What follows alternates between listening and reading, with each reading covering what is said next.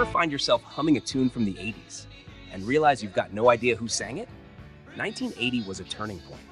Disco was fading, new wave was starting to rise, and radio, it was stuck somewhere in between. But in that in-between space, something interesting happened. A wave of one-hit wonders showed up. Songs that hit fast, stuck with you, then quietly disappeared. Today on Americast, we're digging up 10 unforgettable one-hit wonders from 1980. Tracks that made their moment, left their mark, and vanished. And if you stick around, we've got a couple of bonus tracks that just might bring something back. Romeo's tune, Steve Forbert.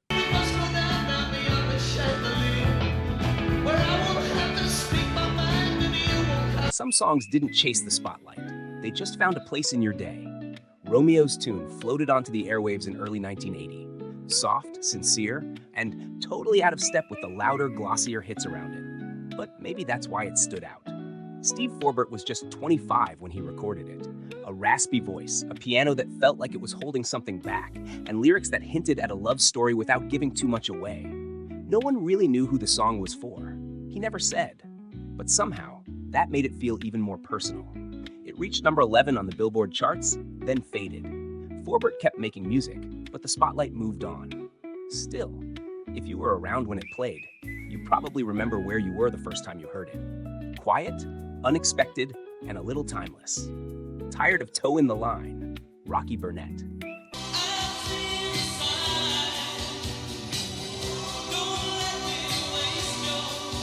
In 1980, when disco was still hanging on and new wave was just kicking in, this one showed up sounding like it came from a jukebox in 1958, and somehow it worked. Rocky Bernett's Tired of Toe in the Line had a beat that strut, a voice with edge, and a title that said what a lot of people were feeling. It wasn't slick or polished. It was raw, a little fed up, and full of attitude. Rocky was the son of Johnny Bernett, a rockabilly legend from the 50s. And for a moment, it felt like he was picking up where his dad left off. The song hit number 8 on the charts in the US, and it was a number 1 in Australia. It didn't last, but for a few months that year, Rocky had people turning the volume up, just to hear something that sounded a little more real. Turning Japanese, The Vapors.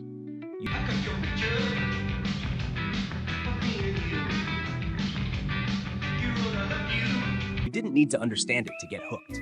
Turning Japanese came out in 1980 with a riff that grabbed you from the start, sharp, jittery, and impossible to forget. The chorus? Strange and catchy all at once. Nobody really knew what it meant, but that didn't stop anyone from singing along. The Vapors said it was just a breakup song, but that didn't stop the rumors. People heard obsession, frustration, even things they probably couldn't say out loud on the radio. It reached number 36 in the US, but it hit bigger in the UK, and for a brief window, the band was riding high. After that, they faded fast. But that one song, it stuck around, long after anyone remembered who sang it. Pilot of the Airwaves, Charlie Dore.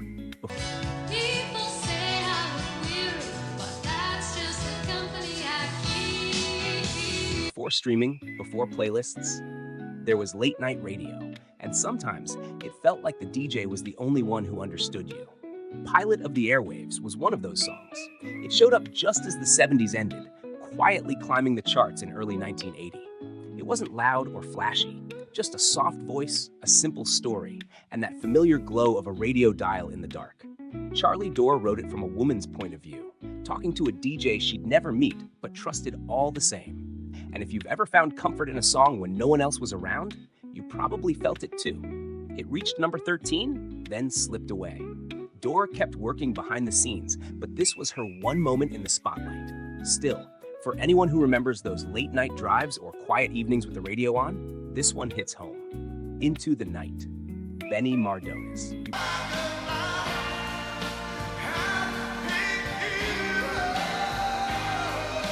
You probably remember the first line before you remember the name. She's just 16 years old. It raised a few eyebrows even back then, but the moment that chorus hit, most people were already hooked. Into the Night came out in 1980 and just soared. That voice, that desperation, that aching kind of love you don't really explain. It reached number 11 on the charts, then did something few one-hit wonders ever do. It came back 9 years later and climbed the charts again. Benny Mardones never scored another big hit, but this one stuck. Maybe because it captured a feeling people couldn't quite put into words. Longing, heartbreak, and a little danger wrapped into one unforgettable ballad. If you were around when it played, either time, you remember it. You couldn't not. New Romance, It's a Mystery. Spider.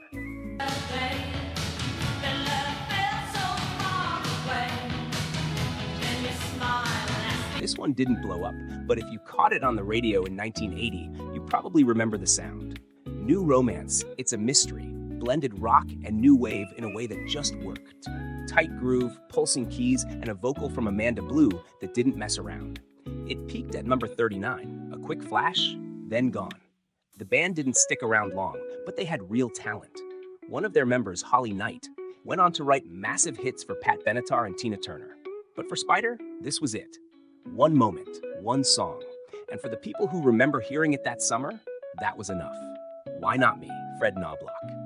That song, you know the one. It's funny, but we never get to see. Some songs don't need big production or clever hooks, just a feeling.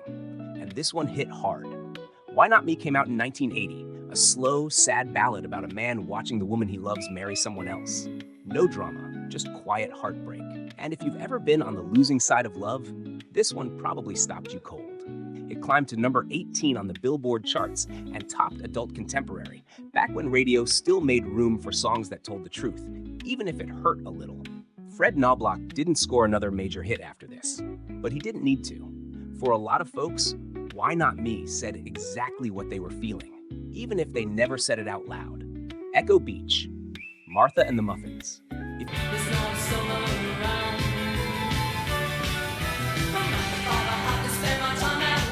If you ever felt stuck behind a desk and found yourself dreaming of being anywhere else, this was your song. Echo Beach came out in 1980 with a sound that felt far away. Cool vocals, ringing guitars, and that line that kept repeating, far away in time. It didn't shout, it just pulled you in. The song hit big in the UK and Canada, but it never cracked the US top 40.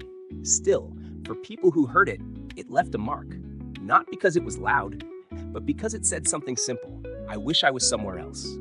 Martha and the Muffins never had another big international hit, but this one, it still echoes. Soft, distant, and unforgettable.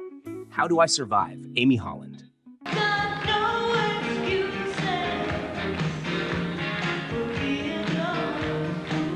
This one felt gentle, but it hit deep.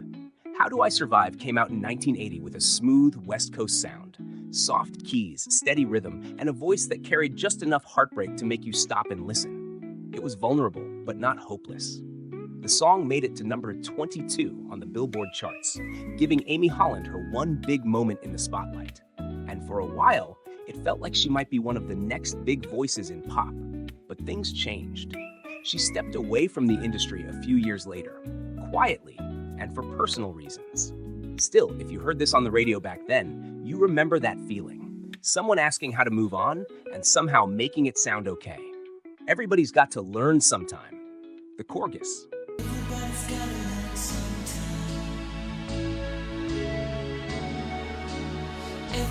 Some songs didn't need to be loud to stay with you. Everybody's Gotta Learn Sometime came out in 1980. Soft, haunting, and a little mysterious. The chorus was simple. Change your heart, look around you. But the way it was sung, it felt like someone who'd already been through it. It climbed to number 18 in the US and hit the top 5 in the UK. Not bad for a band hardly anyone had heard of before. No flash, no hype. Just one beautiful, aching song. The Corgis didn't last long, but this track lingered. And if you heard it back then, chances are you never forgot it. Shadap You Face, Joe Dolce. But they're making me sick of the thing I gotta do. I can't get the no kicks. Some songs don't try to be cool, they just make you laugh. And somehow, they stick. Shadap You Face came out in 1980 and was instantly unforgettable. Silly lyrics, a fake Italian accent, and a chorus you couldn't get out of your head. What do you think you do, you bigot disgrace? Joe Dolce wrote it as a joke, a playful nod to his own upbringing and immigrant roots. Critics rolled their eyes, but fans, they ate it up. It hit number 1 in Australia and all over Europe. In the US, it only made it to number 53, but if you heard it, you remembered it. Joe never had another hit here. But for one strange, funny moment, this song was everywhere. Who'll Be the Fool Tonight, Larsson Fighting Band. Every lonely night, so fascinating. This one didn't need to shout. It just slid in, smooth and slow. The kind of song you'd catch late at night, maybe while driving home or sitting by the stereo with the lights low. Released in 1980, Who'll Be the Fool Tonight had that soft groove, part jazz, part pop, all mellow. It climbed to number 29 on the charts, left a mark, then quietly faded out. The Larsson Fighting Band was just two guys, both studio pros, but for a moment, they gave us something that felt easy, honest, and a little bittersweet. One song, one mood, and for those who caught it at the right time, that was enough. 1980 didn't ease in, it made itself known. Some of these songs blew up overnight. Others just slipped onto the radio, left a mark, and moved on. But they all had one thing in common. They stayed with us. In car rides, on mixtapes, in quiet moments you didn't see coming. And maybe right now, one of them's playing in your head. Got a favorite? Drop it in the comments. And if you love rediscovering the songs time almost forgot, you're in the right place. This is Americast, where sometimes one hit is all it takes.